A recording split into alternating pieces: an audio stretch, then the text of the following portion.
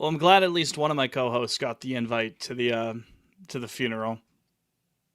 I had to show up for you, Fitz. You know I did.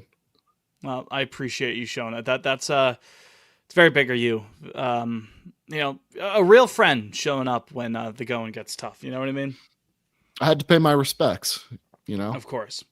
Now, for those in the audience sitting in the pews, welcome to the funeral requiem mass of the 2025 Boston Red Sox. Just want to get out of the way that you're all cordially invited to the Common Market in Quincy afterwards, where there will be very cold salad, stale bread rolls, chickens eating broccoli, of course, drinking broccoli Alfredo, and some very okay pasta and sauce alongside that as well. Actually, I don't want to criticize the Common Market. Shout out the Common Market in Quincy. They do have some good stuff, especially for funerals. But if you'll indulge me, I would like to begin this requiem service with a reading from the book of a reading from the Gospel according to Smiley. Of course. Smiley looked upon to his disciples and said, Christmas with the Cranks is a 2004 American Christmas comedy film directed by Joe Roth from a screenplay by Christopher Columbus and starring Tim Allen, Jamie Lee Curtis, Dan Aykroyd, Eric Per Sullivan, Cheech Marin, Jake Busey, and Emmett Walsh.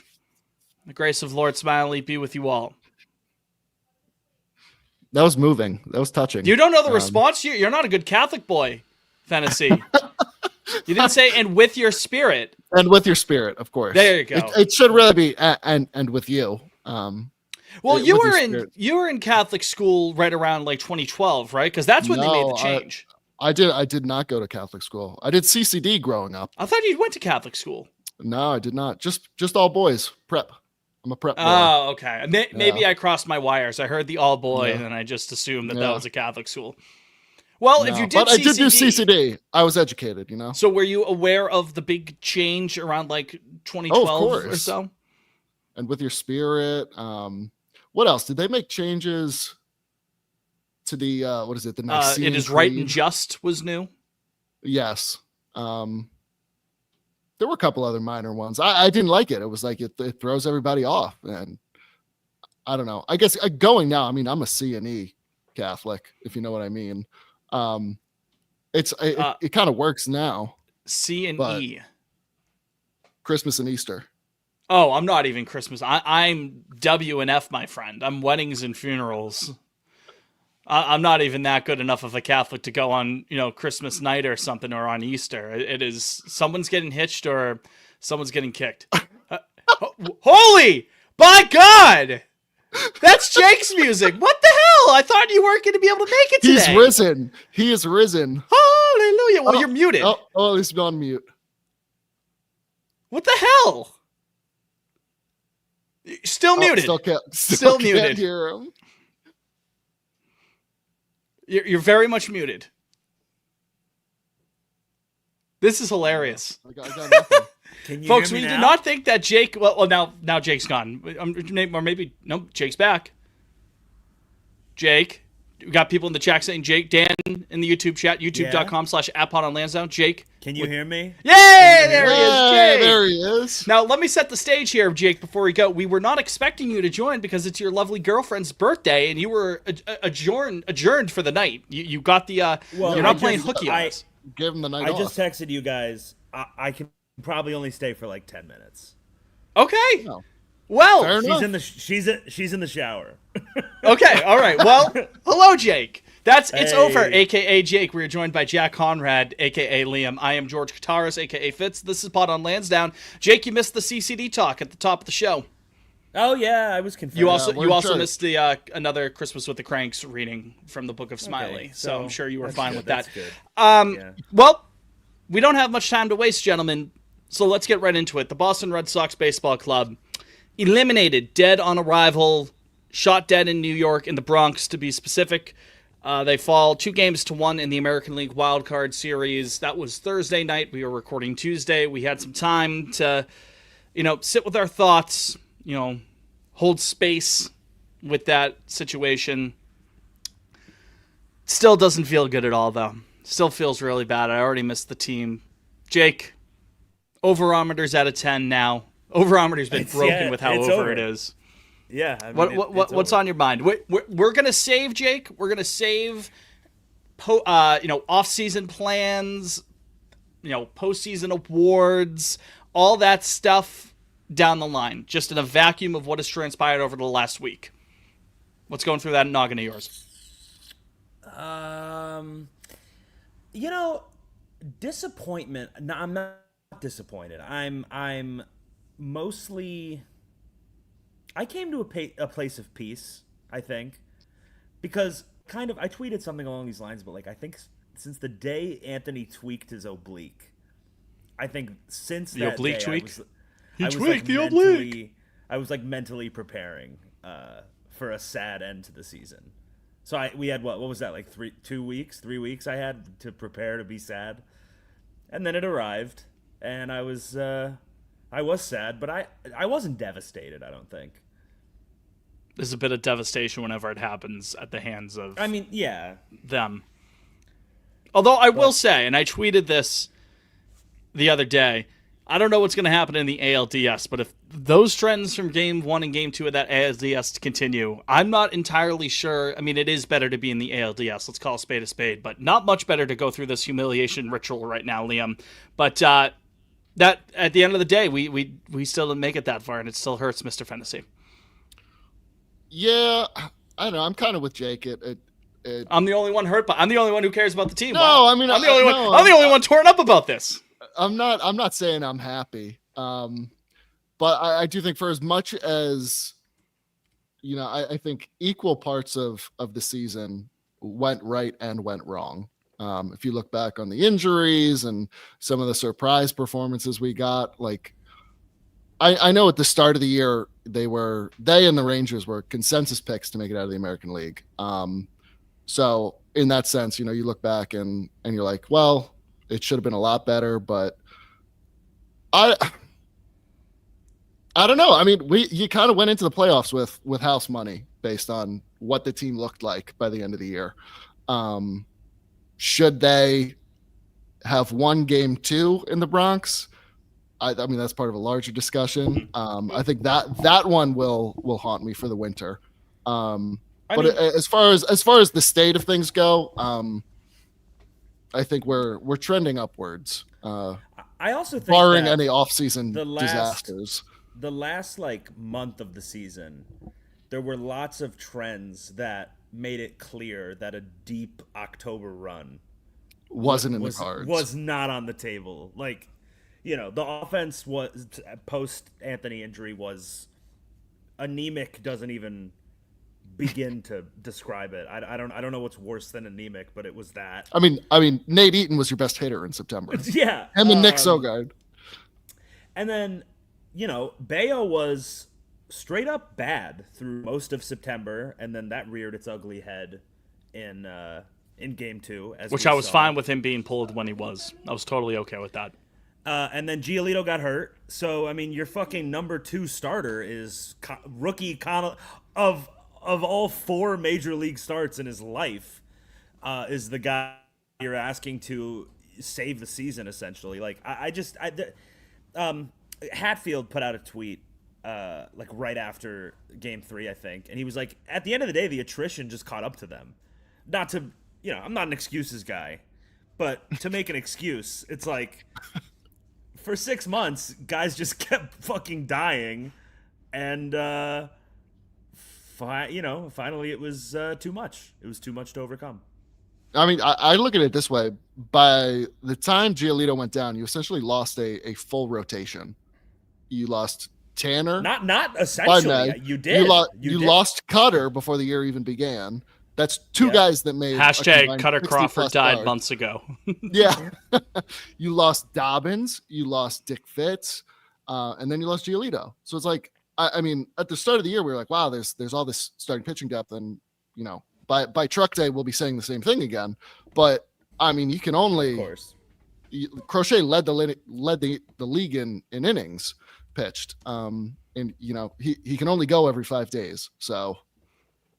It's just that I mean, you said it. It's game 2, man, and we could talk about the merits. It is game 2, and I said it when we previewed the series. If they were going to win that, they had to win it in 2, and they were so like the Peaky Blinders meme. So close, so fucking close. In the bleak midwinter. Yeah. There's a girl. I want to. So the Nate Eaton send aside, I don't want to talk. I don't want to get into that right now. Yeah, I don't want to get into that either. But I'm saying, like, they were winning. We were up. No, we weren't winning. It was 3-3. We were never winning that game, right? Game 2. Hold on, I got the box. Yeah, we weren't. So it's 3-3, and it's like kind of what I just said. The attrition caught up to them. Bayo goes game 2. He sucks. You got to use your whole pen, and then they had to lean on Whitlock for more than they should have because. I'm not necessarily blaming Whitlock for kind of collapsing in that second inning of work that he had because that's not when he's effective. I mean, what were they going to do? Throw fucking Greg Weissert in the 8th inning of a tie game in the Bronx, tied playoff game? No. They weren't. Greg Weissert revenge game though. I mean, God bless him. Been the narrative, but and then time ran out. I understand what you guys mean about the attrition. I understand that maybe it wasn't in the cards for this team at this time, given these circumstances. But again, not to beat a dead horse here, it was right there. Christy in the chat doing the Aaron Boone. It was right in front of us. It's right there. In a short series with all of the pressure was on the Yankees. A couple days removed, we can take a sober look at it and say, you know what? Yeah, maybe it wasn't in the cards for the Red Sox. It's nice that they took the step in the right direction. Who else was in the YouTube chat here that kind of had it? Bladamba said just enough went right to build, and next year just enough went wrong to exit the season on a sour note. Yeah, but, they still took the right directions to be in the spot at the very least. Again, take that for what it's worth. It's just so frustrating that it was right there. And it was the shit that we go back to. Lack of fundamentals, sloppy defense. I know that Cora went on about the outs above average in the outfield this year. That's great. That's wonderful. When you have Seti and Willier and Roman, stepping in to play some good defense, it's all well and nice. At the end of the day, it was some sloppy defense, especially in the outfield, that ended up being difficult to swallow. It was right there. Even if they did get humiliated right away by the Blue Jays in the division series, it was right there to take a legit next step to make a legit statement. And they blew it. They had the chance and they blew it. Fitz, may I play devil's advocate?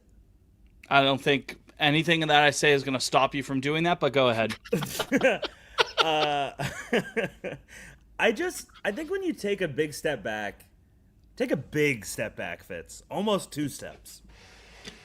Yeah, perfect. I just think that big picture, I genuinely struggle to get really upset about how this season ended. Like, this team was not going to win a World Series. End of the year, you had literally one starting pitcher that you were comfortable with, and that's not. That's not really Breslow's fault. I mean, it's a little his fault, but half the team died. 80% of your team was either dead or rookies by the time October came around. That's a tough thing to overcome. And losing to the Yankees sucks. It was right there. Most of my anger is the fact that that it was the Yankees. I mean, if they had dropped this series to Cleveland, like in this, take everything that had happened, everything. Every single play, every single pitch location, every single outcome, and you just switch out the Yankee jerseys with Guardian jerseys. I'm still upset. I'm still angry about it. I'm still disappointed, and I'm still not looking forward to the fact that we've got months and months and months to go until legit Red Sox baseball being back. But it's able to go down a little bit smoother, and you're able to be a little bit more pragmatic about it. Like you're getting at, Jake. And I get all your points that you mean. I think they're fair points. It's just the nature of how it happened, I suppose, that really, really bums me out. Whatever happened there. It's sad when they go young like that. Yeah. When they go. And another thing I'd kind of noticed during the series was like that during Game 3, I guess, when we went down, and I was kind of like, you begin that emotional like come down when your team goes down in an elimination game. You start mentally preparing, and you start thinking about where did this go wrong, where did that go wrong, and I looked at the Yankees lineup that they put out against righties, to be clear, because the lineup they put out against lefties, it does not move me, but the lineup against, and you look up and down that lineup, and it's like 7 of those 9 guys, it's like, yeah, those are major league hitters, they're major league ball players. I don't know if all of them scare me when they're in the box, but like, you have to, there's something there, and then you flip dugouts, and you look at the lineup we trotted out there for those games, and what do we have? What did we have? Two? I don't even know. 2 of those guys? Like, I don't, like, it just, man. To the credit of the guys at the bottom of the order, I mean, they did have their moments in the series. No, they were the best players. Fucking Nick Sogard and Nate Eaton were like our 2 best players. And I know I just mentioned about defensive gaffes in the outfield. I don't blame Eaton for that play in Game 2 at all. I think it was just, it took a weird bounce. It is what it is. Made as good of a throw as he could. C'est la vie. I'm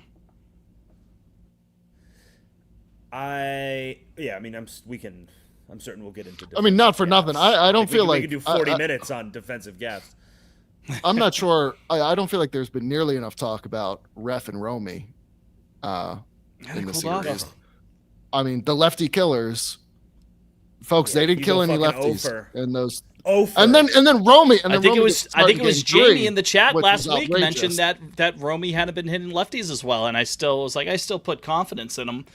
And shame on me, silly me. Stock. I'm not selling my Romy stock. No, it was just disappointing. He's going into arbitration and stuff, but that was like, there's like 2 games. What are you gonna do? That was ugly. What do we think his arbitration numbers going to be? But Sogard should have started over him in Game 3. He was like 2 WAR this year. I have no idea. Like, I don't know. I never know how to calculate that stuff. Who cares? Yeah, Jamie goes, he can't play as much next year, in my opinion. I agree, but I don't think that Romy playing as much was the plan from the get-go. I think it was just a matter of, they had to. Yeah. I mean, Meyer and Casas both going out for the year. Campbell as well. Campbell not being the solution this year at second base. I often straight up forget he exists. Oh, yeah, that guy that we're paying 9 figures to over the next decade, who we still love. Yeah, we love. Just disappointing. I thought we were going to get one more pot on Lansdowne. We got one. Hi, Mabel. We got one pot on Lansdowne playoff episode, and maybe that's all we'll ever get, gentlemen. Maybe that's all it ever was. Don't take it for granted.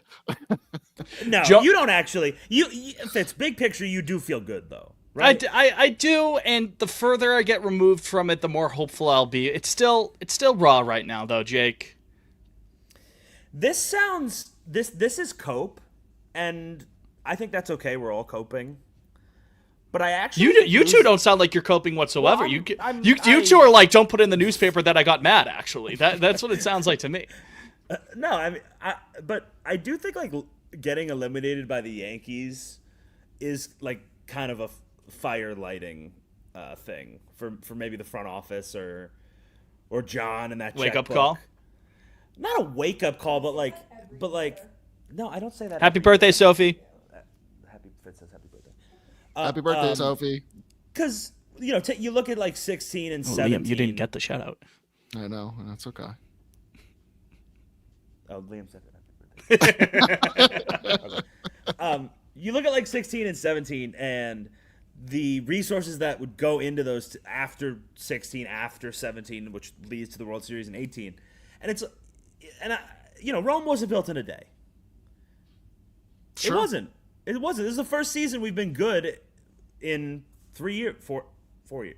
I don't know how you would. 3 years? 4 years. Whatever. Call it 4. Yeah, call it 4. And it is so funny to me. I love it that a middle of May game against Kansas City, shit could go south, and Jake's like, it's over, it's done, it's over. But then they lose a series in the Bronx in heartbreaking fashion. to end their season in the playoffs, and he's like, hey, you know what? Protect your peace. Just take it one day at a time. It's all going to be okay. We're all going to be reincarnated as a lotus flower. It's going to be wonderful. I never know what Mr. Wallinger is going to say next. I appreciate it, but I think it's because when it's actually over, you gain perspective on it being over. That pain in your chest, and you realize it might be happening. Yeah. Yeah. Once it's actually over, you realize, well, it wasn't over all those times. But we'll be right back to the cycle in March, so don't worry. Yeah. The cycle renews again. Mm-hmm. One word to describe that series. Just that series? Yep.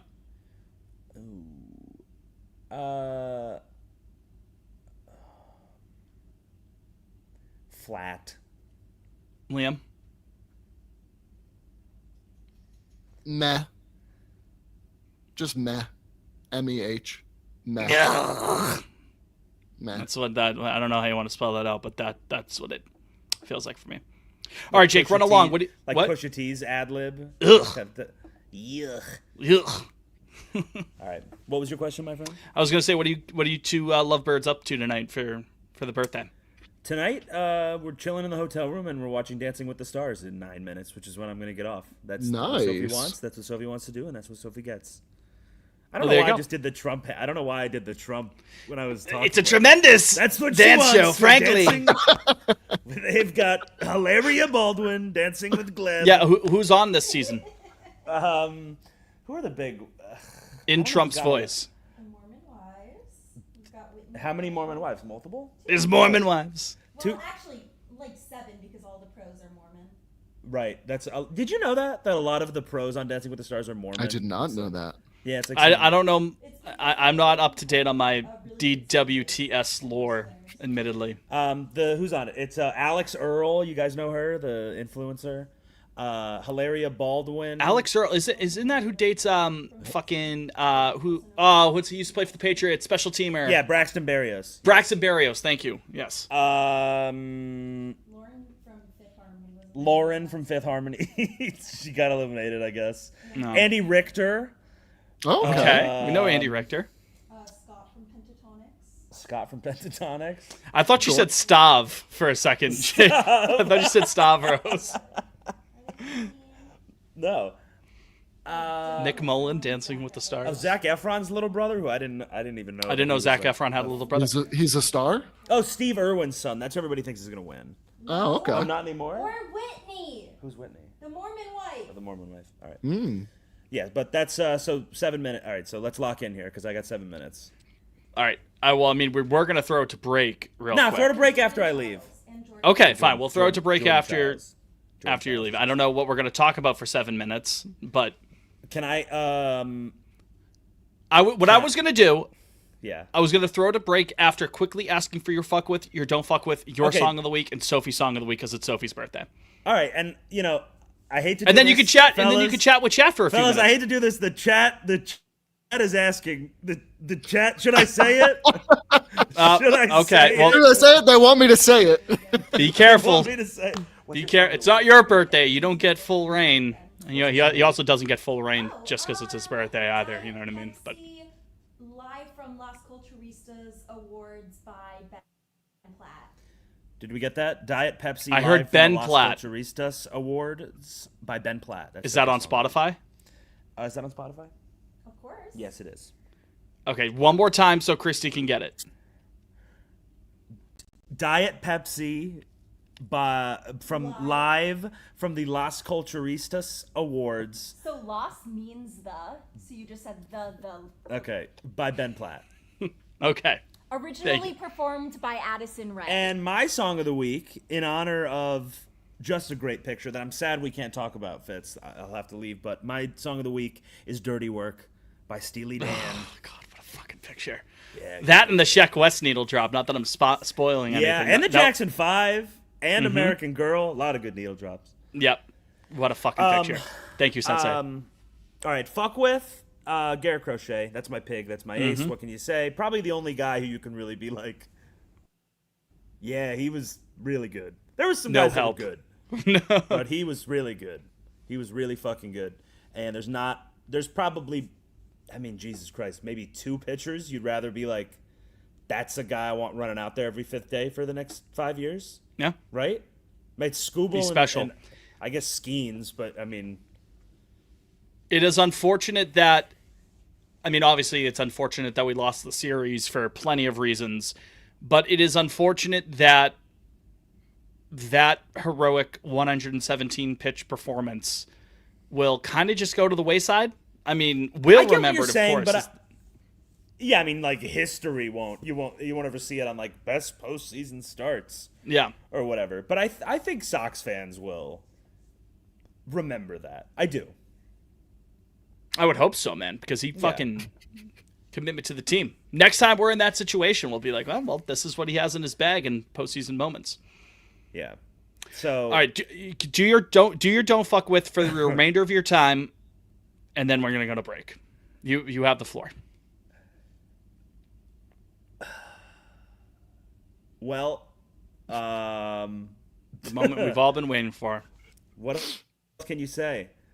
This could be Jonah absolutely in the chat says, guys, what if this is the very last don't fuck with of Jarren Duran? Jonah, my friend, God willing, Jesus Christ. I just want to pull up. I'm hopping over to X, the Everything app, as I speak here. Because I wanted to pull up. There he is, Red Sox stats, who has returned. And I guess I'm not blocked now. What? Yeah, I was blocked for a bit. Okay, so WPA is like not a perfect stat. It's as with lots of things, it doesn't tell you the whole story. But for the 3 games, the win probability added, that's WPA. The top 2 guys were Garrett Crochet, who added 34% win probability, and Masataka Yoshida, who added 29% win probability. Easy. You asked me who the 2 best Red Sox players in that series was. That's who you would say. Mm-hmm. And so the very worst. Do you guys want to guess? Do you guys want to guess who? Oh, I already know. I saw this chart the night he posted it. Oh, all right. I'm going to guess it's Jarren Duran because you're bringing Fitz, him up. Yeah, Fitz, that's absolutely right. So, Fitz, he was a negative Smarty 23% win probability added. And so here's the kicker. Are you ready for this? So he was negative 23% win probability added. And here's the kicker. Defense is not included in that statistic. Are you fucking kidding me? Well, let's say the jury's still out. Maybe the that's a defense great punchline. bumps that up a little bit. Right, we all saw how great he was out there and left those 3 games. Guys, one of the worst performances I've ever seen in my fucking life in a 3-game series. It was absolutely baffling. All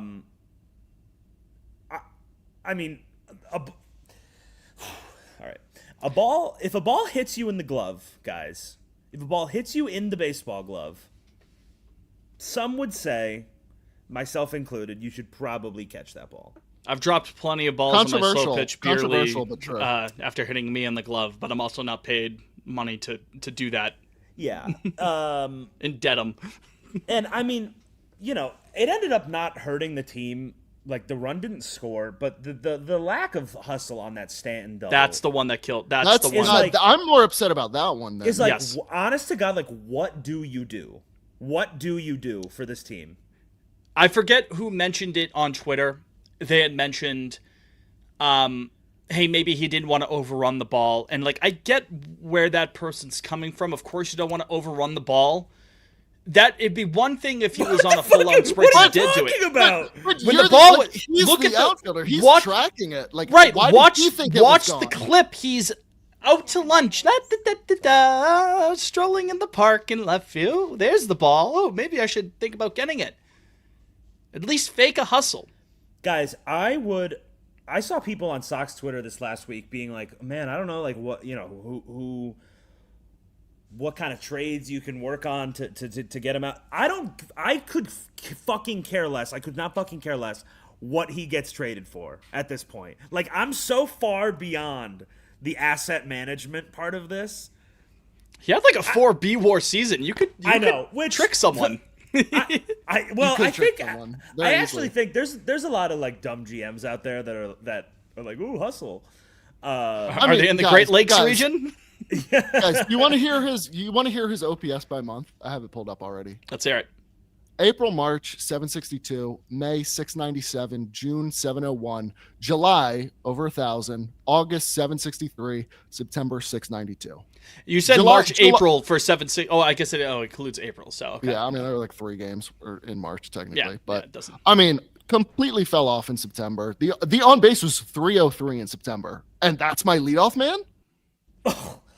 Guys, if he runs out of Stinky. that fucking visitors Stinky. dugout in Cincinnati next spring, I'm going to have a fucking conniption. All right, I can't. See, that's a good one. That's better than your typical. Ooh, I'm gonna.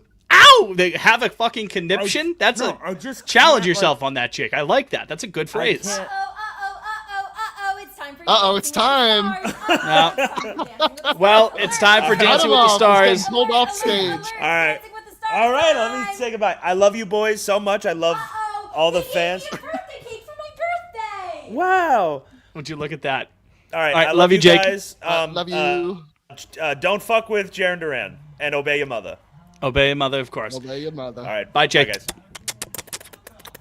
So with that out of the way, with that rapscal out of the way, let's take a quick break and let's get into our fuck with and don't fuck with for the week. Liam and I's. That's after the break.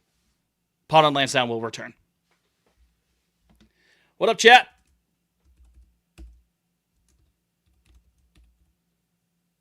What's going on, gang? A few small beers. It's Jamie.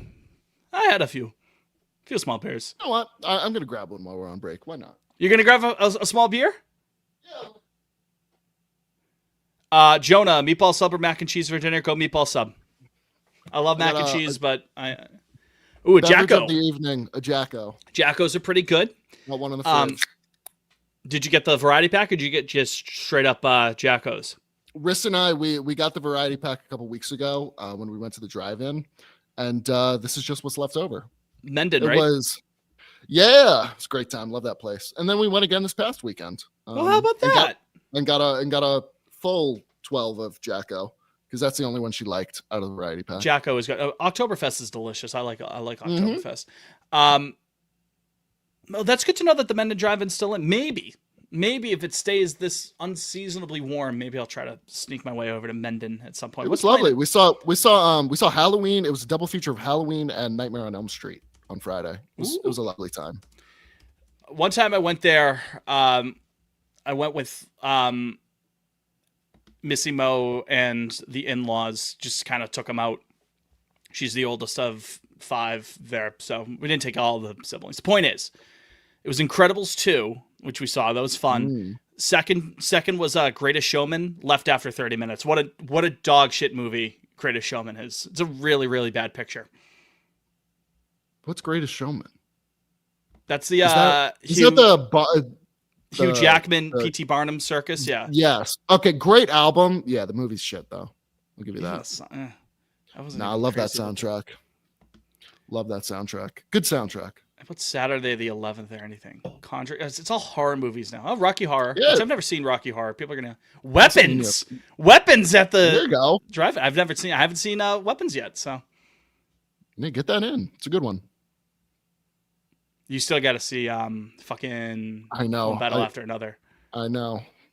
Maybe Best this Picture weekend. winner. We'll see. It's a long weekend coming up.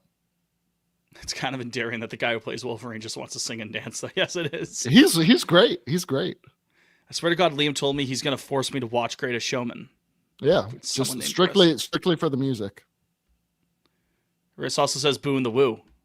It's gonna be 3 of us there. Tomorrow night. Yep, the gang's all here. We'll put that on ice. Yeah, we'll discuss logistics at the end. Hey, we'll mention it to the crowd during. Might as well plug show. it, you know. Exactly. That's exactly right. All right. If you want Phantom of the Paradise better than Rocky Horror, I haven't seen Phantom of the Paradise. I'm sure it's a lovely movie. Did you send a thank you guest to F. Saval Dances? One Battle After Another versus Marty Supreme for Best Picture and Leo versus Timmy for Best Actor. I did see saw people saying Marty Supreme earlier today. It's the first I've started seeing reviews. It sounds amazing. We will be there. No matter what. Also, Dan, I should have sent a thank you gift to Esteval to answer that. Top of the table, baby. Things are looking up for the old Gunners. Arn Slot sacked in the morning. Yeah. Hashtag slot out. Slaughter Ange, who's going to get booted first. The Ange stuff is crazy, man. It's just not who we are, mate. It's just not you just gotta get him to his second year. That's all. He'll win something in his second year. Yeah. All right. Let's do well, let me make sure that that's up. All right, 5 seconds.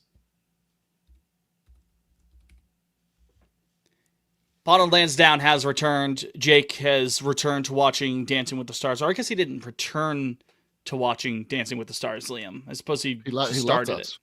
Yeah. Yeah, ditched us. Well, it was nice to see him for a hot second. It was great. It was a great surprise. That. I wasn't expecting him at all. Neither was I.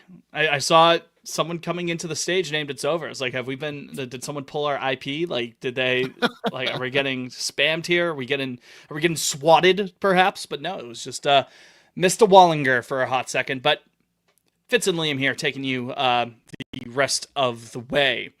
We will also be taking you all the way through this message from our friends over at Forever Collectibles, a.k.a. FOCO. Could you believe it? Can you believe it?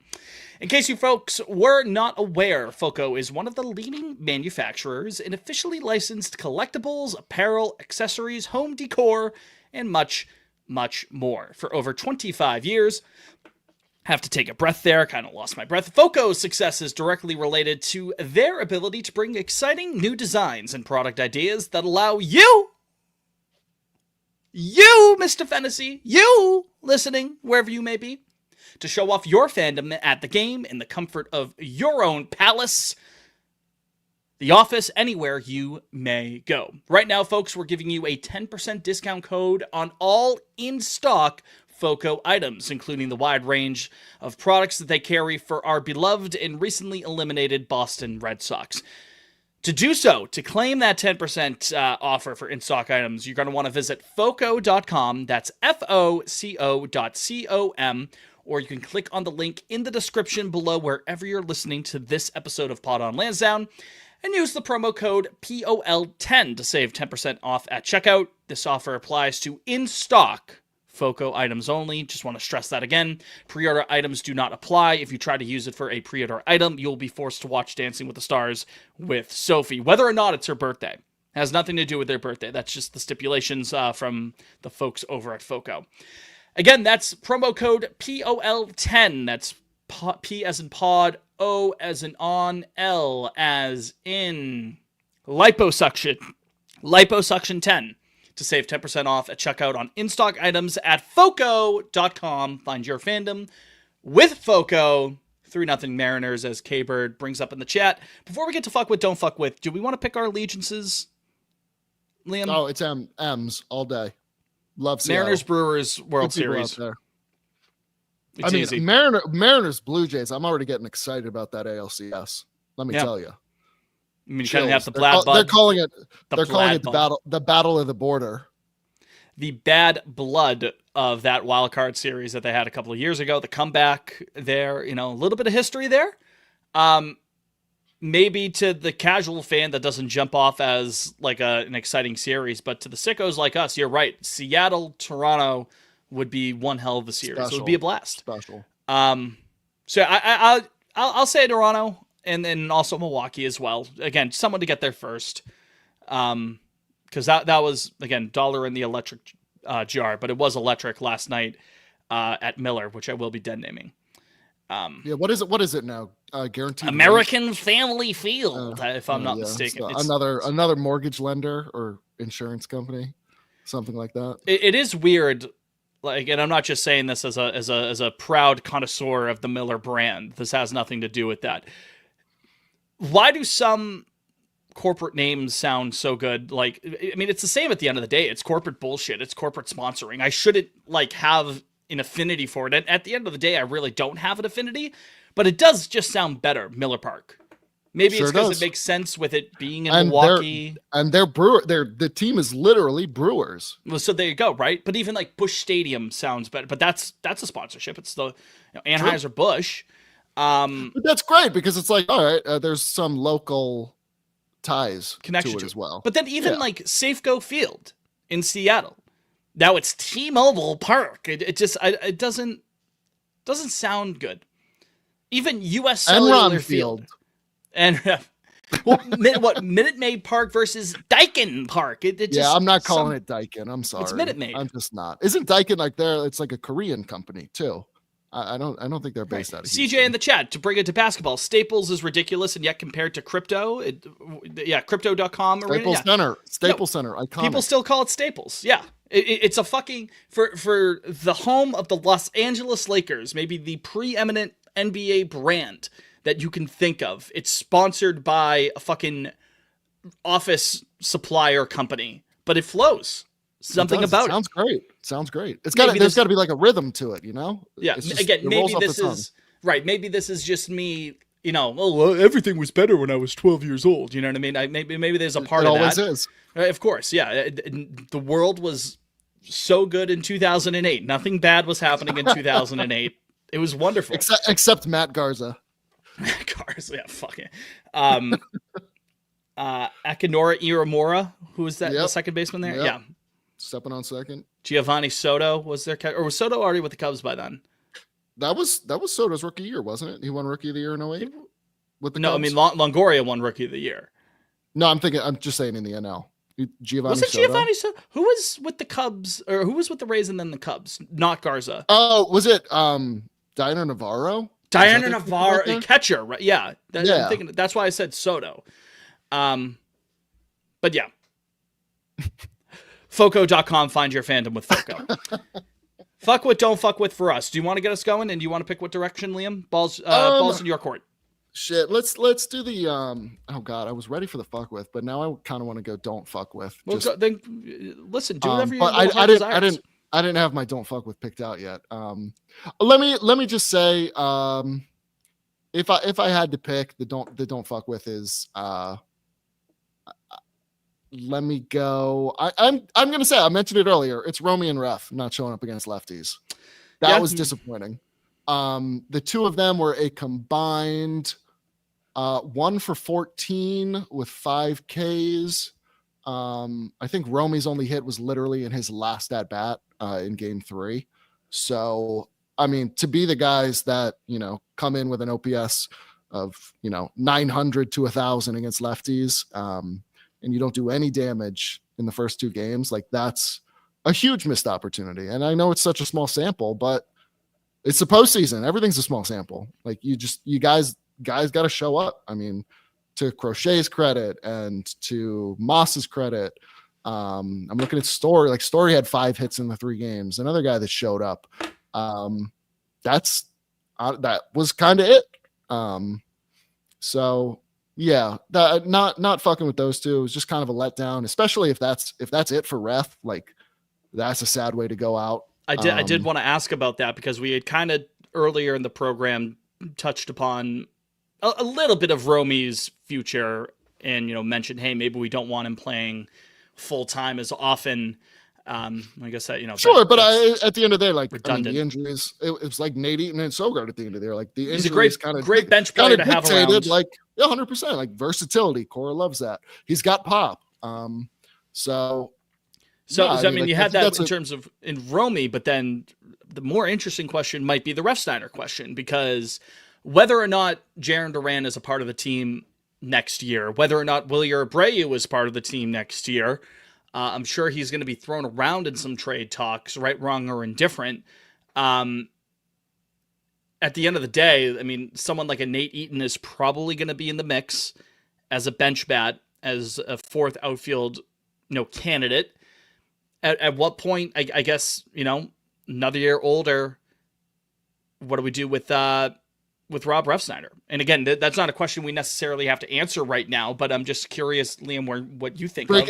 Breaking news, by the way, Fitz. I see the chat. Yep, 2-0. In the first inning. 2-0 to the Blues. It's On nice the double. It's nice when your star players show up in October. Yeah. He fucking hates the Yankees, man. It is awesome. It is so that's cool. 4 home runs in the series now, right? In 3 games? He had Yeah. 2 in game 1, the grand slam, and now this. That's insane. Which that grand slam ball, if it was that off of Warren, Will Warren, I think. It was, yeah. I think it was the single hardest hit ball I've seen in my entire life. At least That up at bat there. was crazy. Like, he was unfazed. He was up there like shimmying, taking balls, and then just got one riding in on him. Special. Oh, if only he didn't sign that contract. Do you remember For months we were like, now let's go roll with November of Casas. last year? It was like Devers, Soto, Guerrero in 26. Those photoshops were going around. But then after a now while, it's like, none no, of them. we're running only with Casas. I was on that train 100%. I will Same. absolutely wear that. And who knows with Casas? Maybe he makes a full recovery. Who knows? I sure hope so for his sake. But no, Vlad's quite good. But yeah, I guess to put a pin on the actual don't fuck with conversation. Yeah, it's just, I'm curious to see what happens with Refsteiner moving forward. I don't have the answer to it right now. I don't have my take on what it would be, but it's going to be one of the many questions that lay before us going into the winter. Truth nuke. What you just said there? Yeah, real. Yeah. What Yeah. you just said was yours. Who you got? Who you not fucking with, Fitz? I'm not fucking with people who insist upon not the fact, but who insist that Walpole is also a part of Boston. The fucking Cam Schlittler. I mean, unbelievable start. This is me tipping my hat to the kid. There's not much you can do. Tip Credit my where it's cap, due, man. fucking sliced. It is what it is. Did we? Nobody My got tweet- past second after like the 3rd inning, right? Yeah. My tweet when he said, he was saying, being from Boston, and then me rightfully pointing out that Walpole is nowhere close to Boston. It is most certainly not Boston. And everyone's saying, oh, it's the same fucking thing. No, it is not. Liam, do you know the average home price in Walpole, Massachusetts, when I looked it up last week? Oh dear God.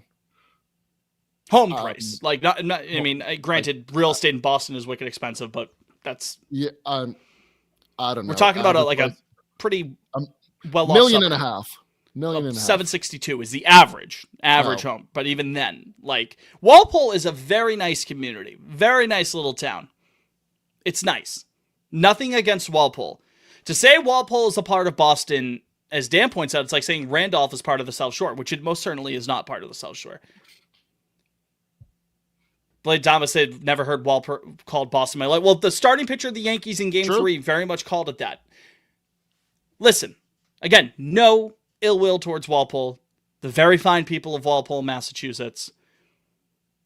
To call that Boston is like calling it Providence. It's the same thing. That's Gillette Stadium, essentially. You're talking about around the area of Gillette Stadium. It's Jonah brings up the fact that he lives in Southie in the offseason. Oh, my goodness. Yeah. I'm putting a fatwa out on him. If you were at Lincoln in the offseason, if you were at Lincoln in Southie. If you see him in line outside. No violence. No, for Give legal him the business. No, yeah. Don't actually, but boo him a little bit. Just don't kill him. Just give him a thumbs down. That's all. Yeah. The guy at the old guy at the Mets game there years ago. Yeah, just give him a thumbs down. But yeah, no, it's I don't fuck with people who don't understand geography. How about that? I will say it's nice to have a villain. Like going into this Yankees series, is nice. I mean, outside of like maybe Jazz just for chirping earlier in the year, like there's no one on that team that really like rubs me the wrong way. I like off the top of my head. But the fact that he's quote unquote a hometown kid is nice.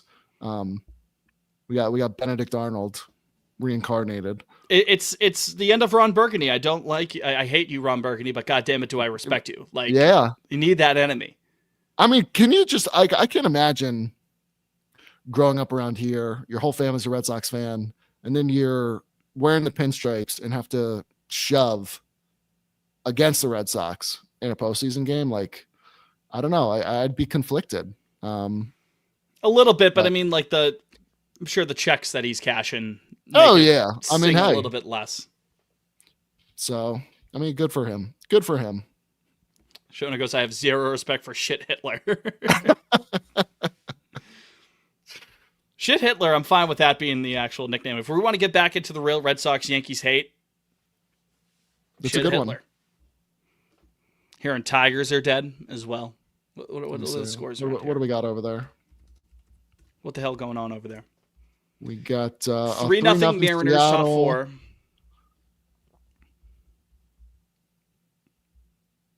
I mean, taking one in Seattle is still a big deal for me. I mean, they got games 3 and 4 in Detroit, so at least they get a puncher's chance, regardless of what happens.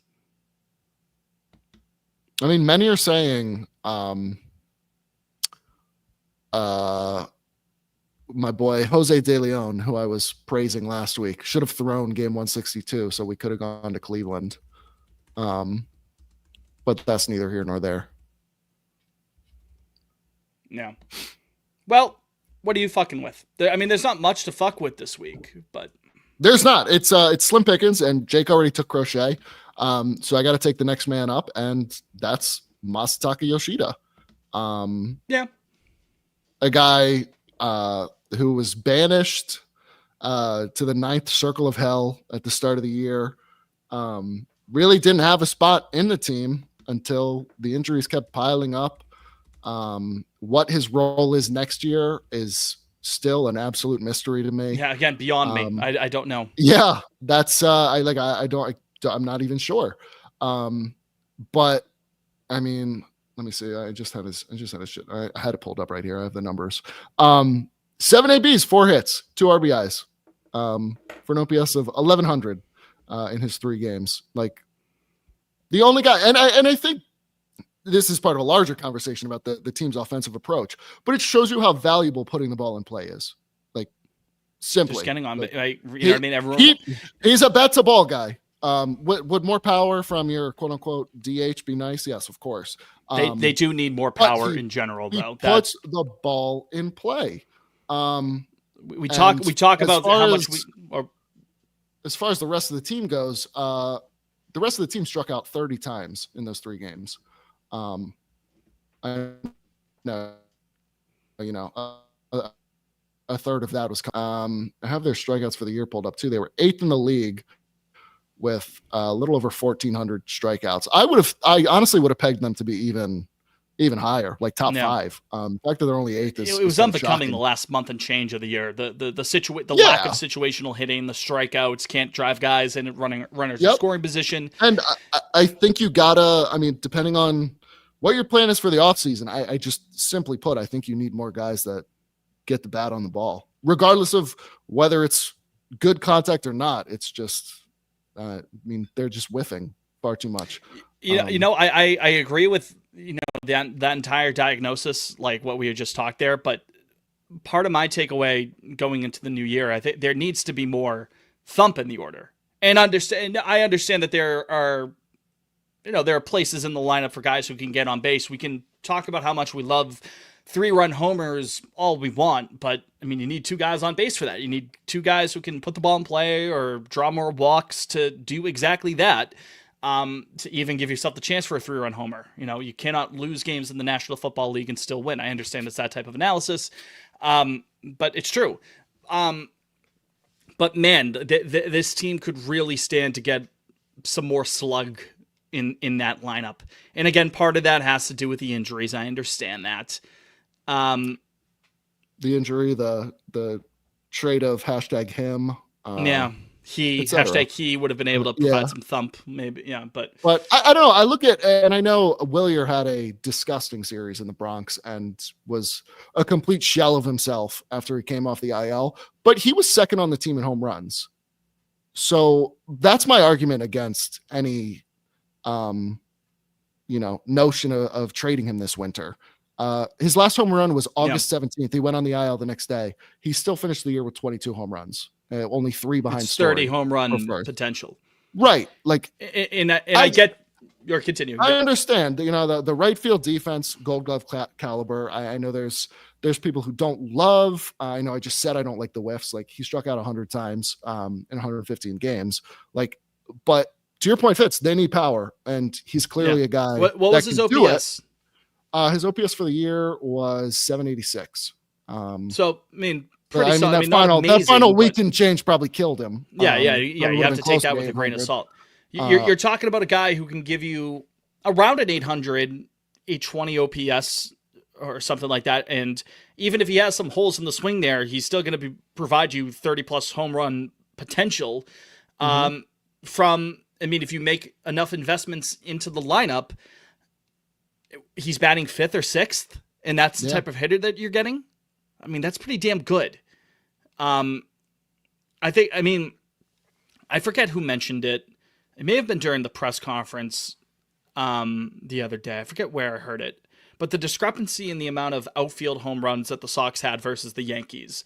I understand they're two totally differently built teams in different situations, again with the injuries, but it was night and day, the amount of outfield home runs the Sox had this year compared to the Yankees. And again, one of those outfielders is Aaron Judge. So it's kind of weighted on a curve a little bit, but the point still remains that I think this team could stand for a team that plays half of its games in a Little League park, that plays 2 series each year at Yankee Stadium, starts the year in Cincinnati. I understand that's only a couple of games, but the point is, for a team that's going to be in a lot of hitting-friendly environments, invest in some slug, I think.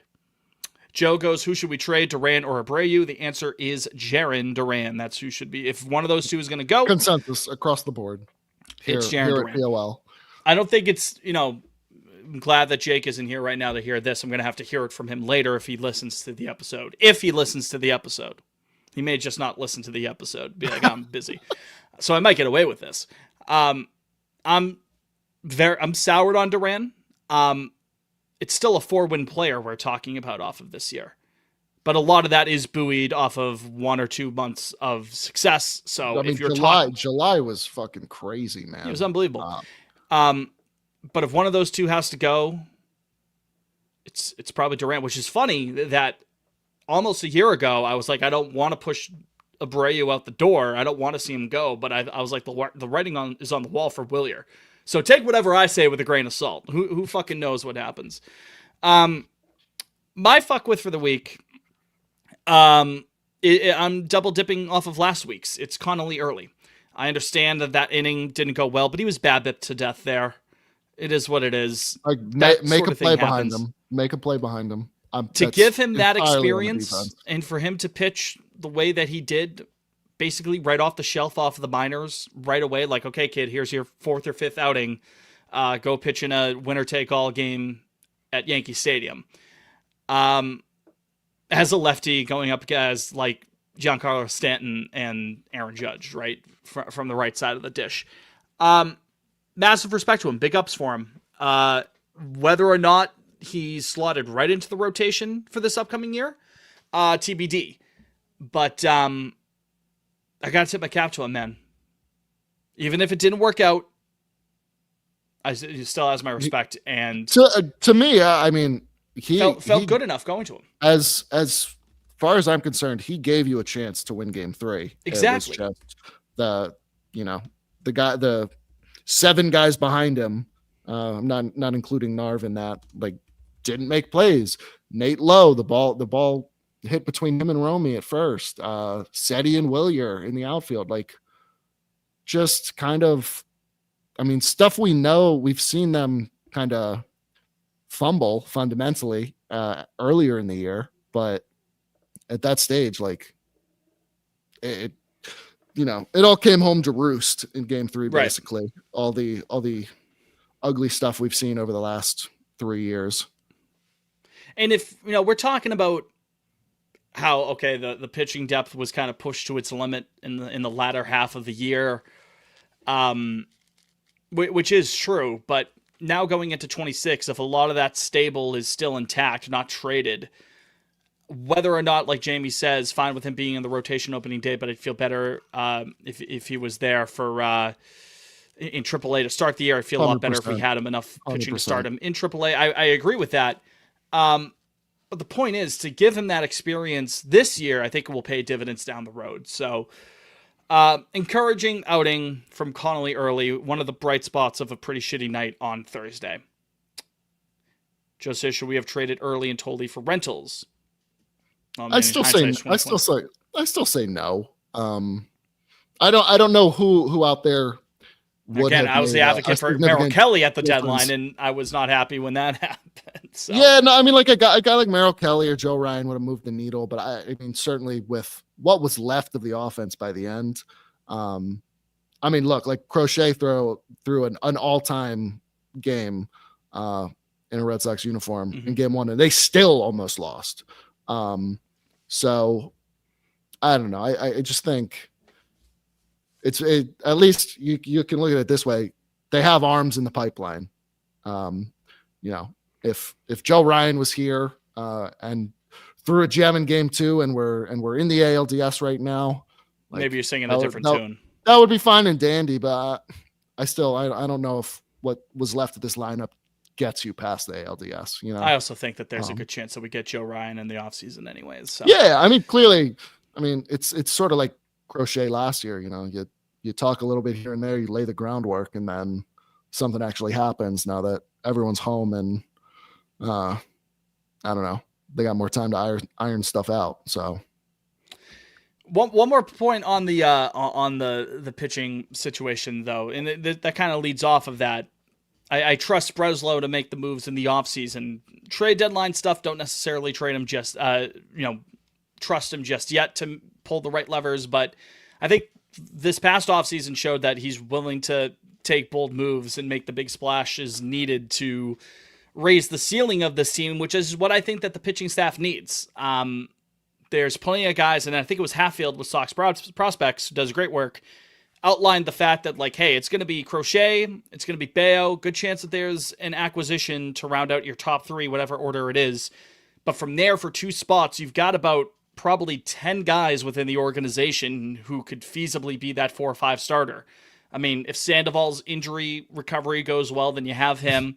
Tolley, Early, Criswell, Dick Fitz, Dobbins, Houck, maybe Cutter. So that's 8 right off the bat. Perales potentially, as Jamie points out that he hit 101 in the Arizona Fall League today. That's lovely. Love to hear that. So that's 9 guys just off the top of your head. So to have that depth there is wonderful. It's great. I still think that you need to have the ceiling raised at the top end of that rotation. You need a legitimate number 2 to go with Crochet. And maybe Bayo is that legitimate number 2 down the line. I feel a lot better if he was like a damn good 3. If he's our Rick Porcello, essentially, I'm good We're in with a good that. spot. I mean, I know you said this earlier. You were okay with Cora's early hook on Bayo. Explain to me, sir, if you would. Why I'm good with it? Yeah, state your case. Embrace the because he clearly didn't have it, and you were looking to punch him in the mouth in game 2, and the bullpen was rested after a couple of days off, or 1 day off, I suppose technically, and then Crochet doing what he did in game 1. You were able to empty the clip in game 2. You go for the win. It didn't work out, unfortunately, but I understand the move. It wasn't gonna fucking happen with Bayo game 2. It was not happening. He had nothing, and I love Brian Bayo very much. So disappointing. But he did not have it that day. That one hurts. It really does. I like the aggressiveness. Their backs are against the wall, even at home. Again, the pressure was on them. They're the defending American League champions, and you have them on the ropes while we're injured, while we're coming in as a wild card team. Well, I guess they technically are a wild card team too, but you catch my drift. We're on the road. We're coming in, and you demoralize them in game 1. You have a chance to punch them in the mouth in game 2. Hold the damage to where it was, because it was 2-0 when he got yanked? Yes, it was only the Ben Rice home run. Keep it there, and they did. They kept it there. I think it was Wilson came in, held it. Yep. Keep it there. Or it was 2-2 at the time, as JS says. Or if it was, I thought it was 2. What was the score when he got pulled? I thought they were losing. It was 2-2. Yeah. It was 2-2. Yeah. Even then, keep it where it is. Keep it tied. Point still remains. Doesn't matter what the score is there. Yeah, I know. I agree with the aggressiveness. To me, the bigger mistake was trying to get more out of Whitlock. I think I agree with that. Yeah, I think that's a mistake. To me, I just don't understand. I know let me go back here. I got the play-by-play. I'm looking at it right now. Like, if Tolley was coming in, and he did come in for Whitlock and got Grisham to ground out, like, if he was ready, why not bring him in for Wells then? Because Wells was the one that put the Yankees ahead.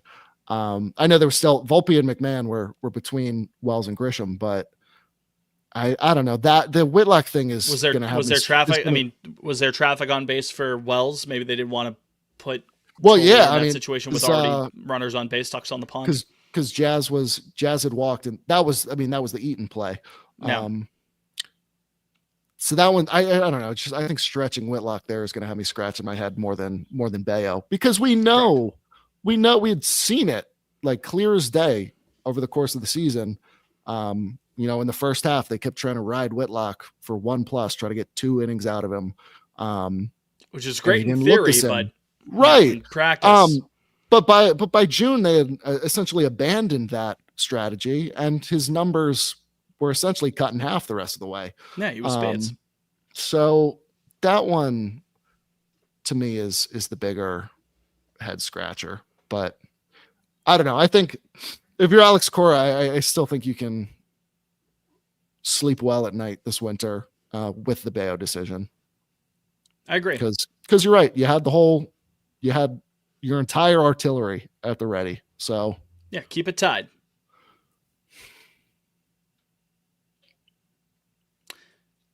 Was this year a success?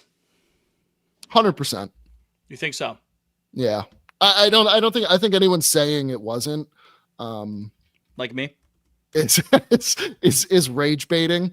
And like I said, like Fitz, I said this a couple weeks ago, like I think by the time we're at Thanksgiving, we'll look back on this year and see it as a resounding success, regardless of, how fresh and disappointing it feels to lose to the Yankees in the playoffs for the first time in 22 years, as someone on the program reminded us the day of Game 3. Thank you for reminding me. God, I let him off the hook. How dare he do that? Tempting fate. I was so mad. I was so. For those who aren't aware, Liam, what was posted by the third fucking co-host of the show? The morning of Game 3, our third co-host who appeared briefly at the start of the show. Forget his name, but I can't remember if he quote tweeted something or if it was just tweeted. No context, just tweeted it. Just tweeted. I think essentially word for word, the Red Sox haven't lost to the Yankees in an elimination game in 22 years, or something along those lines, or they hadn't been eliminated by the Yankees in October in 22 years. And his way to follow it up was like, in the next year, the Red Sox win the World Series. Oh, we can't lose. To which I said, what the fuck are you doing in our group chat? I said, what the hell are you thinking? He's like, I thought it was funny. It's good engagement bait. I thought it was funny. And throughout the day, Liam can attest, I texted like 2 other times, like, dude, I still can't believe you fucking... Fitz fired up. What are you doing? Like, maybe even 48 hours later, too, I think you brought it up again. It's like the next day. It was so fucking needless. It's like he's never watched a baseball game before. He's never seen a Jinx. He has a Jinx named after him. He has the Jake Jinx. Yeah. And it came back to haunt us. It really did. Asshole. In big fashion. I mean, they didn't stand it. They didn't stand a chance Thursday Don't night. tweet at him right now because he's watching Dancing with the Stars right now. Let him watch Dancing with the Stars with his lovely girlfriend in peace. But afterwards, yes, harass him, give his assassination coordinates, pull his IP. God fucking damn it. I forgot about that. Thanks for reminding me. Yeah. Had to bring it up. But regardless. Back to the success failure question. Yeah. I still think, based on how the year went, you saw what you have with Roman Anthony, and it clearly appears to be a superstar. Legit. And you locked him up, no less. He and Crochet, like, that's your core right there for the next nearly 10 years. And I mean, you got a bounce back season from Trevor Story. He's likely. I would imagine he's the AL comeback player of the year, bar none. Or Springer. Yeah, I mean, Springer, to me, that's like came back from sucking. Sorry, you sucked last year, buddy. So like I said at the start, I mean, so much went right. Like you found a gem in Narvaez. Chapman, like for some reason, Connor Wong had Chapman looking like he was Chapman of 2010. You saw what Alex Bregman brought to the clubhouse after we spent a whole winter talking about intangibles. You saw, at the very least, for Marcelo Meyer, if the bat doesn't play at the major league level, the glove sure as hell does. So I think, like, at the end of the day, obviously it sucks you missed, another year of Tristan Casas. Essentially was a wash. Yeah. You lost 60 plus starts between Houck and Cutter. You lost an all-star in Tanner Houck. I mean, he didn't even look right in spring training, so the whole year was a wash. I just and then it looked like you had something in Dobbins too, and of course he went down. So I mean, the injuries piled up. I can't say that's like an excuse. You still got to the playoffs. Yeah. Which everyone was saying they were expected to be in the playoffs at the start of the year, so you can hang your hat on that. But when you put it into perspective, I think it does feel like a miracle that they even got there, how things were trending in September. So I don't know. I mean, I think I'll look back on 2025 fondly. It was a fun year, man. You had 12 walk-offs. Like the Fenway Greens were great. You kind of broke your curse a little bit. Yeah, I mean the start of the year wasn't great. Riss's video was funny, and there were a lot of losses in there. I kept laughing, but at the end of the day, like, and I've said this before, I'll mention it again. You kind of have shaken the stigma of the Liam curse. Yeah, I mean, first loss you go to in 26 though, it's coming right back. Oh, of course it will. I mean, it was just like, I don't know. This past year when I started 0-3, I was like, here we go again. And I mean, it's still obviously finished the year with a personal record below 500. I'll have to do the full. But it wasn't tally. unbecomingly bad. It was no really nasty before. Yeah. So I mean that in itself is also a silver lining. Seth says tell it to Wally. He doesn't fit. Wally almost killed you this year. He did. He tried to on multiple occasions. Banned me at the home opener. Sought me out the night Skeens and Tully were on fucking the hill. Section 10 show, and he took out of his way, not a celebration of Carabas or Coley or the gang. Nope, it's like, hey, fuck this guy from this other podcast. Fuck him specifically. So a fun year, and I still think, like, obviously it's not a given that they build off this next year. Like, look at 2021. We spent 3 years wandering in the desert just to get back to a wild card series this year. Mm-hmm. But at the very least, there is a base for the foreseeable future, whereas I'm not sure outside of, after 21, you could say the same. Because a lot of it was, leftovers from 18 and a couple guys that had career years. Like you look at, like Kike that year was unbelievable in center field. Like it was just kind of like lightning in a bottle in 21. Whereas this felt like, okay, now we're here. Now we're start back. of something. Like, let's build on this. Like there's something to work with here. Whereas 21, I don't think you can really look at that and say the same. So. And I don't even necessarily disagree with the points that you made there. You had a lot of truth supernovas in there, for sure. And side note, that first Dr. Pepper that hits my lips when Hunter Dobbins is back on the mound at whatever point in whatever capacity. Special. Should be crisp. But yeah, I don't necessarily disagree that, this is, to quote Sam Kennedy, this was a step in the right direction. I don't necessarily disagree. He said that about 20 times during the press conference yesterday, by the way, which I want to get into in a moment. Again, a lot of positives to take away from this. And this year is certainly not a failure. It's not so clear as to call it, it's a binary. It's either a success or it's a failure. There's no in between. Dan Secator, our fearless leader on OTM, called it a qualified success.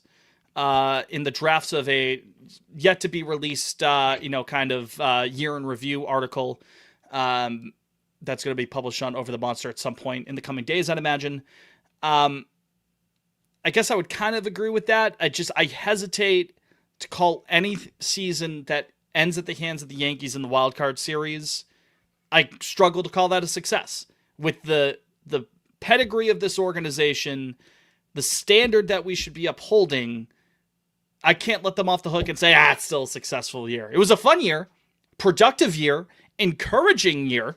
That's all true. I all agree with that. And I'm definitely not rage baiting. I feel like I'm a pretty optimistic guy on this program. You are, Fitz. You're very level-headed. So I'm not just trying to say this just for the sake of getting people riled up or something like that.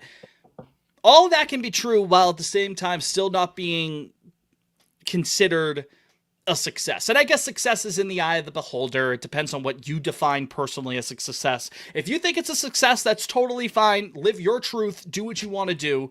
I'm not gonna hold you on that.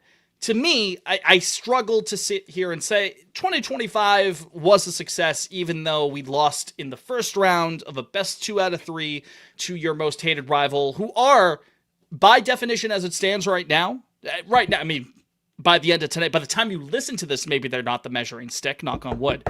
But as we sit here recording this, they are the measuring stick in the American League. They're the defending American League champion, making it to the ALDS again, going up against a team that they had just missed out on the Division 2. They're the measuring stick in the AL right now.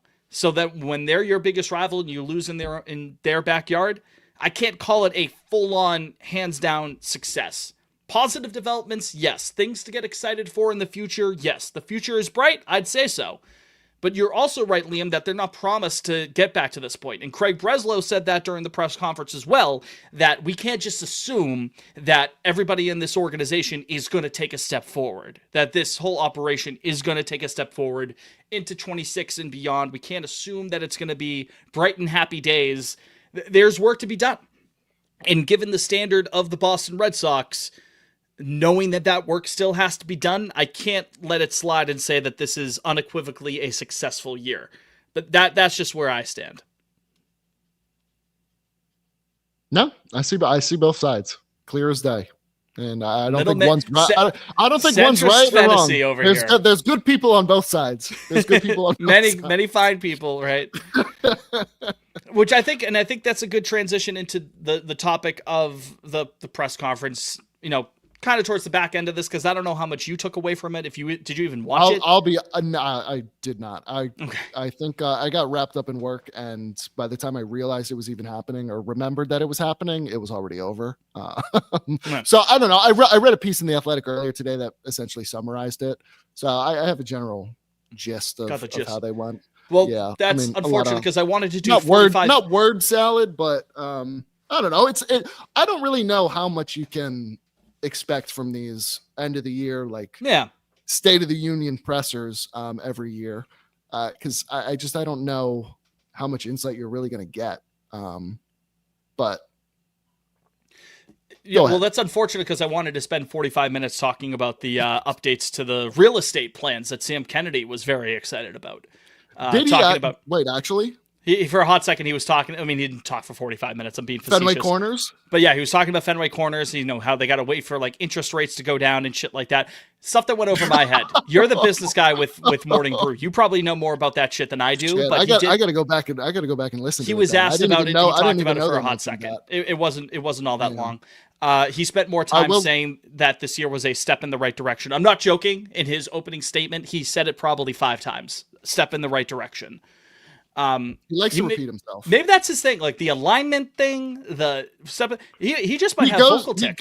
He goes into pressers, I think, with tunnel vision on memorize. Be sure that you say this. Yeah.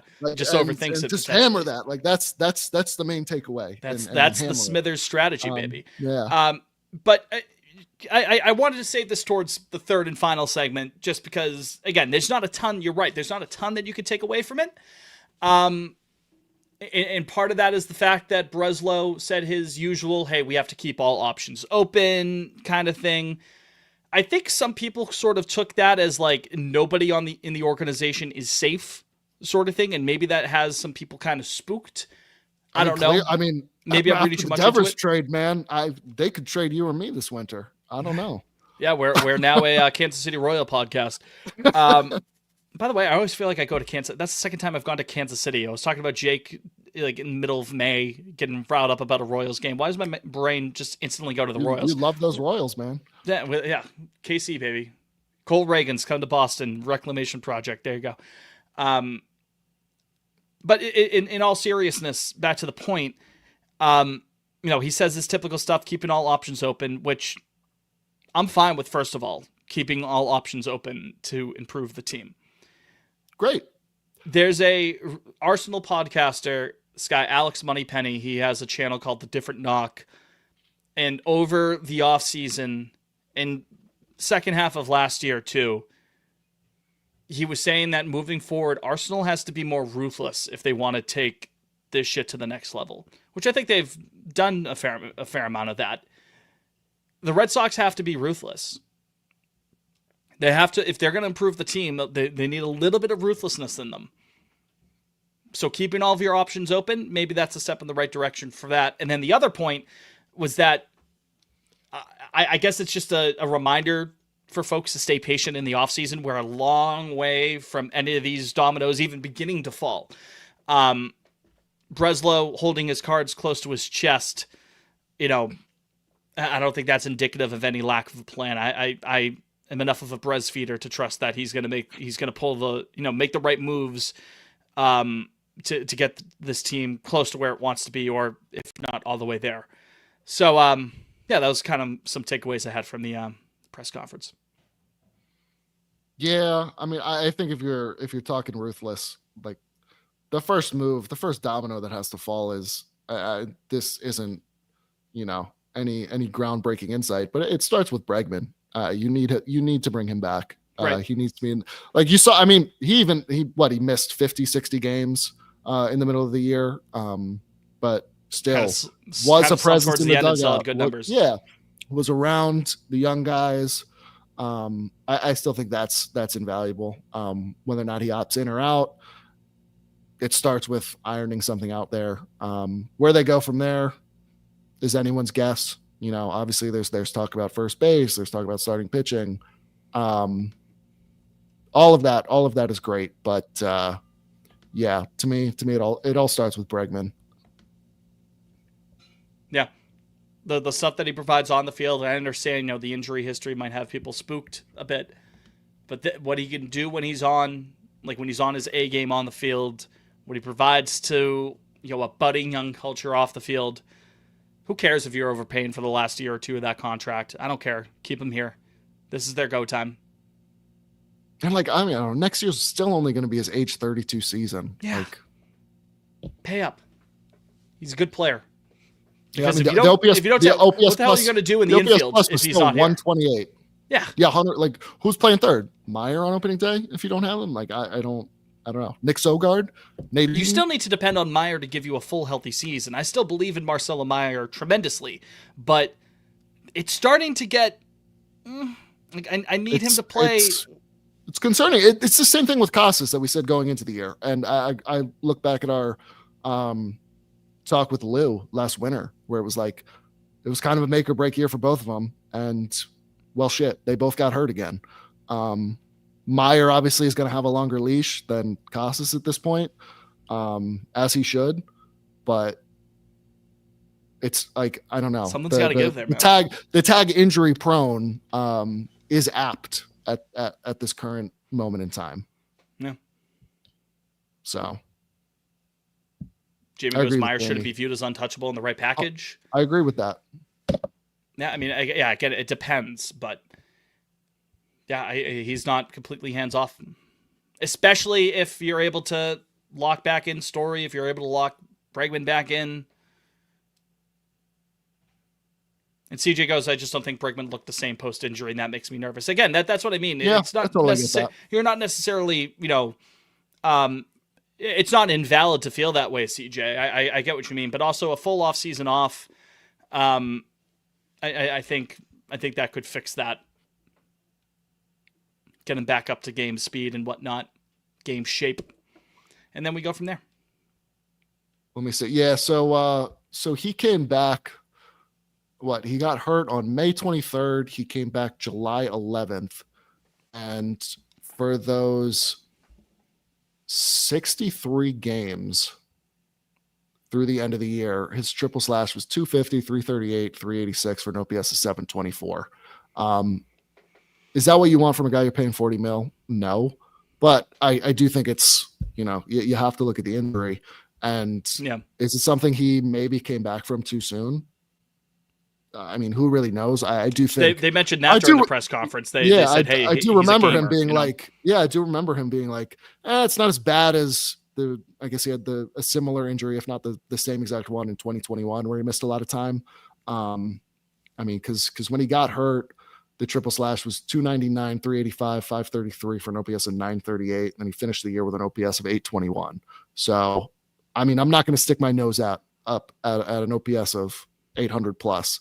Or Gold Glove level defense at first, and then obviously the stuff in the clubhouse. But no, I think that's totally fair to be like, he's on the other side of 30, and that injury clearly took something out of him the rest of the way. So, but again, you got a whole offseason. There's 70 days until that first game in Cincinnati.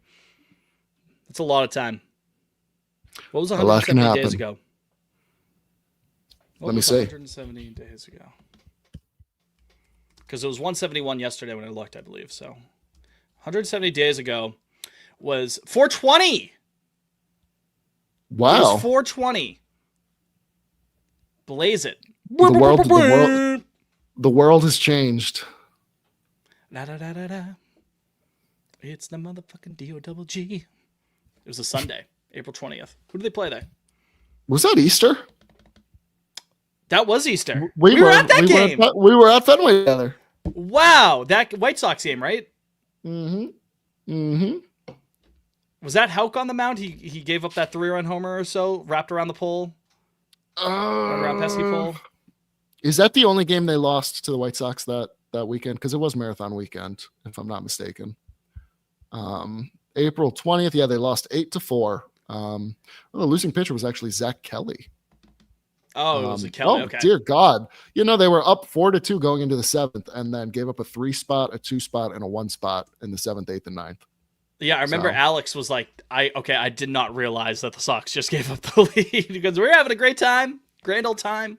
Houck wasn't too shabby. 6 innings, 2 earned, 7 Ks. Be a tough one from Zach. Zach Kelly didn't even record an out. 1 hit, 3 earned runs. It's coming back to me. That's tough. That's tough. 170 days from now is March 26th. That is 170 days from now. So we are exactly halfway in between that fateful day at Fenway Park and another fateful day in Cincinnati. Rhys said that was the Easter game where she got severe sun poisoning on her forehead. Crazy hot. That UV index was nuts that day. Yeah. I was wearing a sweatshirt. I was like, I can't fucking wear this. It's nuts. Speaking of going to ballparks, Liam, we're going to be at a ballpark in under 24 hours from now, aren't we? We sure will. Want to let the folks what we're doing?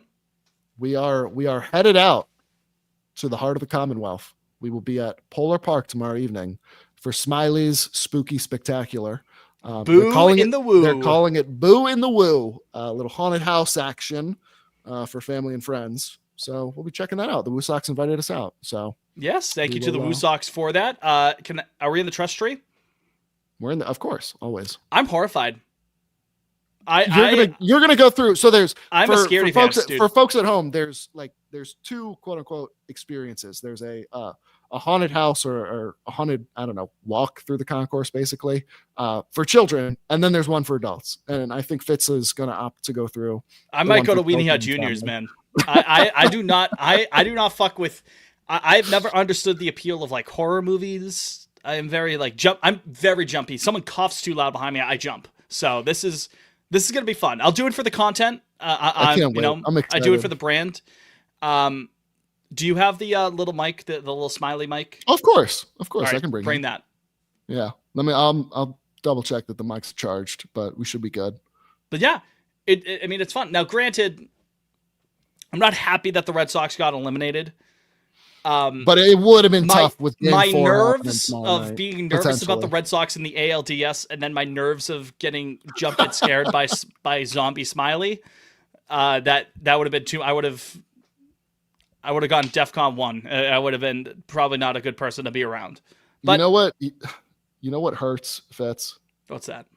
I woke up this morning. They're yourself not a gun? there. They're not there anymore. Because I guess technically the game would have started by now. But my ALDS Game 3 tickets were still in my MLB Ballpark app this morning when I woke up, and that was just devastating. That was another just kick in the nuts, more salt in the wound. Was it like that cartoon Spider-Man going after the ghost? No! Yeah, basically 100%. It was just devastating. I thought we were at least going to get one. I think that hurts too. The fact that like we were back in the playoffs, but it doesn't even really feel like it because you didn't even have a home game. But yeah, also, I don't know, win a couple of those 1-run games early in the year, then you would have. which they did improve on. They did in the latter second half of the year, but I 100%. mean those games early on still count when they were like Margin. fucking. You can't 2 and win 20 the in division one-run in games or April, whatever. but you can certainly lose the division in April. So. Correct. That's right. That's the old fantasy football adage. You can't win your fantasy league during the draft, but you could certainly lose it. So yeah, no, shout out to the Woo Sox. We will be there, and hopefully give you a little sneak preview of what's to come over the next coming weeks over at Polar Park. If you are in the Worcester area and we're thinking about checking it out, maybe we're able to persuade you to do so.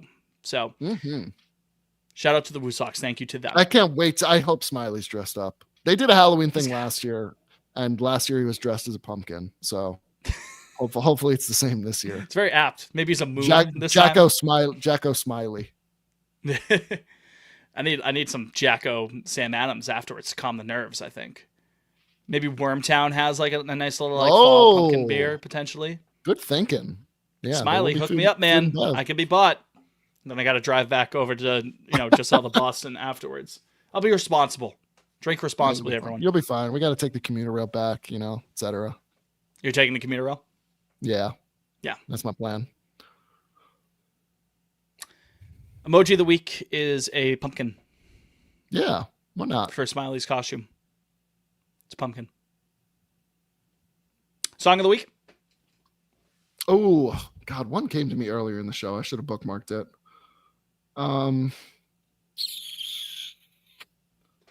Oh, God. Do you have one? Do you have one ready? No, but I can. No, give me this was playing in my head all day today. Copacabana, why not? Barry Manilow. Yeah, I saw you tweeted that. There aren't any good vibes in Red Sox Nation right now, but that maybe that'll brighten some people's day. Good song. I'll go with to keep with the theme of haunted, scary skeletons and whatnot, because we'll be at Boo and the Woo. Oh, Jamie goes off. American Girl with One Battle After Another. You know what, Christy? I get two. I'm just calling it. American Girl by Tom Petty for One Battle After Another. And then also, it's been too long since I've had a Coldplay song on there, so let's go with Cemeteries of London by Coldplay. Good song. Cemeteries of London is a wonderful song. I've been listening to Viva again. Once a month I'll go on a Viva kick, man. What a fucking album. What a goddamn album. 42, are you kidding me? Lovers in Japan. Strawberry Swing? Remember, had it on my iPod when it came out. It's wonderful. Because they dropped all those tracks as free songs. Violet Hill was because that's the lead single. Viva La Vida was the second single. The lead single was Violet Hill, and they gave that as iTunes free song of the week, I believe. Wow, I forgot that was even a thing. You're taking me back now, Fitz. I know, right? What a world. The world has changed. Now we're getting bullshit albums from certain megastar artists who I will not name. I bought every variant. What are you talking about? All 25 of them? No, I think there's like 30 now. It's tough that there's a new one every 30 minutes. It's insane. It's tough that hashtag she is unveiling even more and more of them to juice those numbers. It's tough. The tweet saying that like the game is gone. The game is gone. The game's gone. Where's it gone? Where's it gone? It's unbelievable. The fact that people have tweeted, and I think it's hilarious, that people have freely been criticizing the project without getting death threats. That's when you know that the game truly is well and gone. I may not have to fear for my life now. Oh, Tony. 6-1. Going to make it 6-1. Blue Jays. Well, Susan. Wow.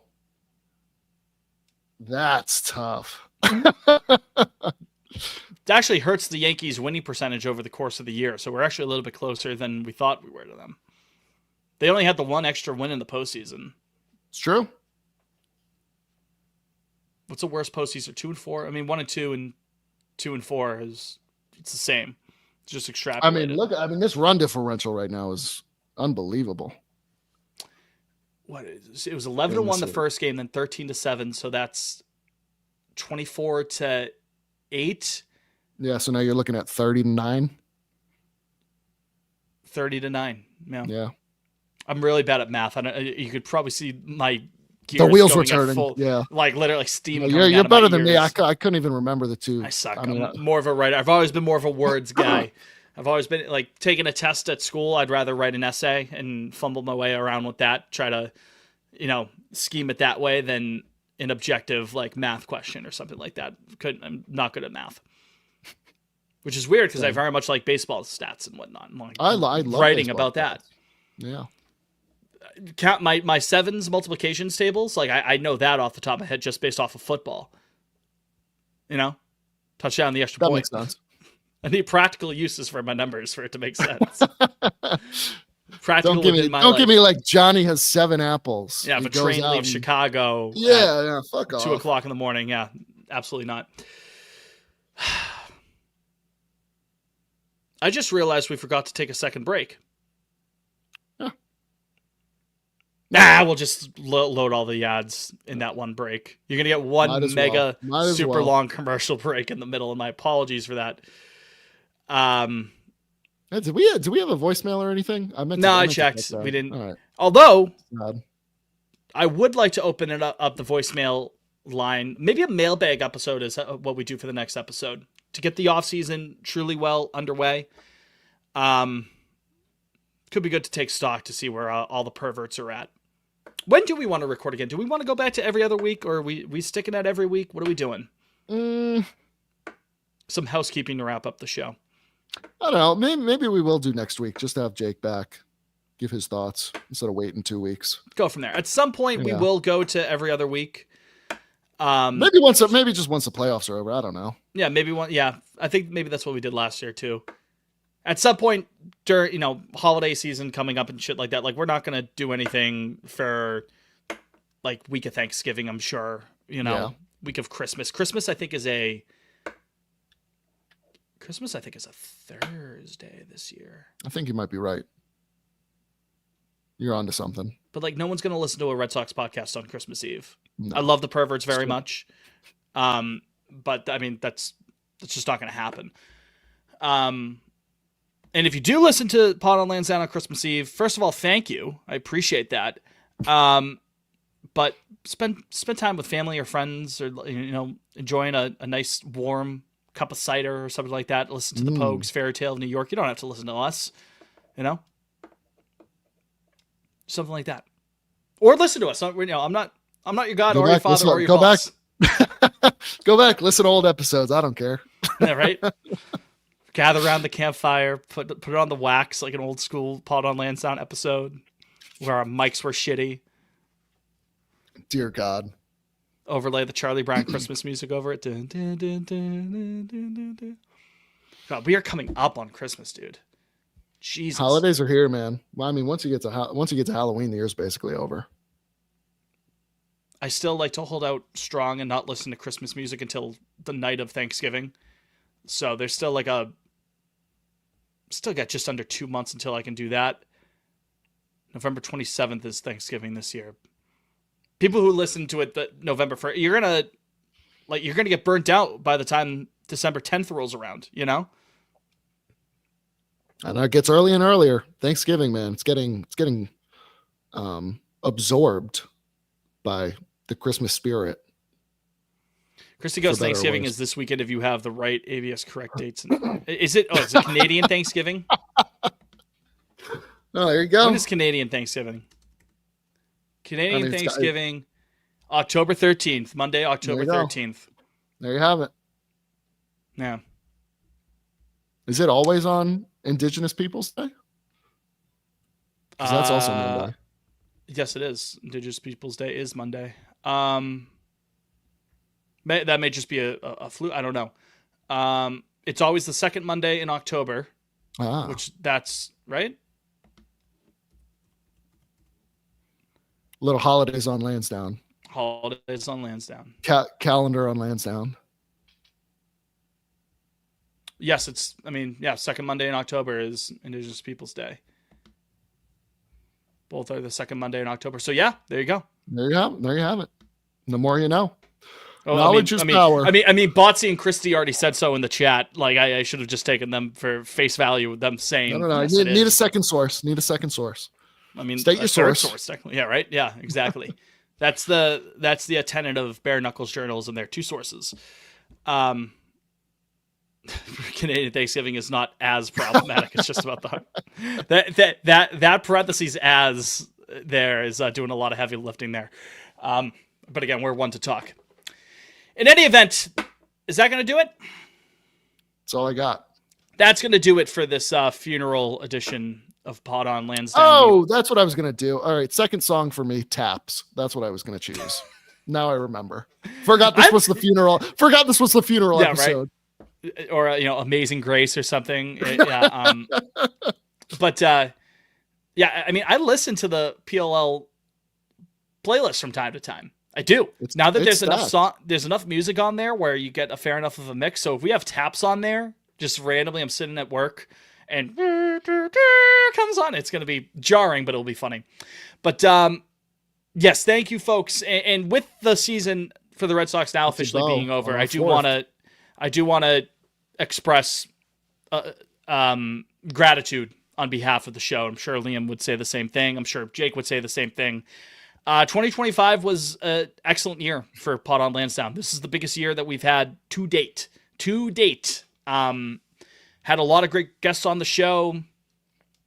Fucking got in with the Woo Sox is nice. More and more people, getting to be able to listen to us. And it's a privilege to be able to talk about our favorite team with you folks for a couple hours every week. It's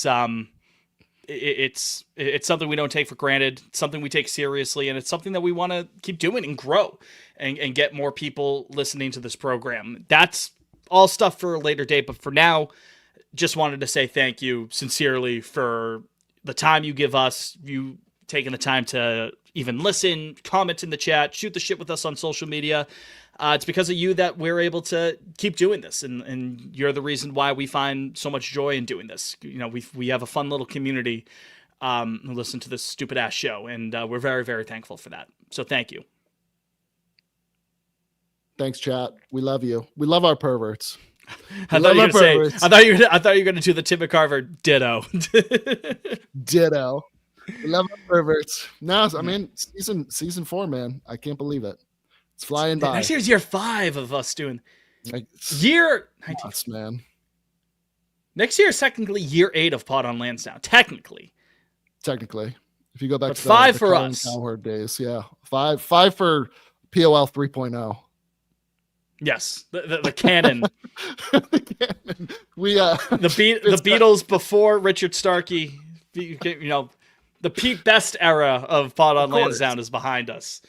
But again, one more time, sincerely, thank you. We will be here all off season, even if it is, an every other week sort of thing. We'll keep you updated on that, but we're not going anywhere just because the Red Sox are going away for a handful of months. We're sticking right here. We'll have fun interviews, I'm sure, at some point during the off season. We'll have fun segments. We will get through this together. And before you know it, we will be back at it, trying to win the World Series again. # build back better. A bipartisan bill to improve the Red Sox. We're reaching across the aisle this winter. If the Red Sox make a deep run and they start playing some games on Fox in the fall, October 2026, That's right in the middle of midterm season, so we're gonna get some Oh my God. crazy ass. Remember Citizens I for need Sanity? Remember Holy those that shit. that Yeah, I pack need commercial? that. So That would be special. God willing, we'll be sick of those commercials because we've been watching Fox so much because the Red Sox have been playing deep into October. So until next time, we'll just say we're recording next week. We'll record next week. We'll talk to you next week. tentatively. Thank you. Thank you for listening. Thank you for partaking on YouTube, youtube.com/adpod on Lansdowne. Next time you want to join. For Jake, for Sophie, happy birthday, Sophie. Happy For birthday, Liam, Soph. I'm Fitz, you're you. Go Sox. And obey your mother.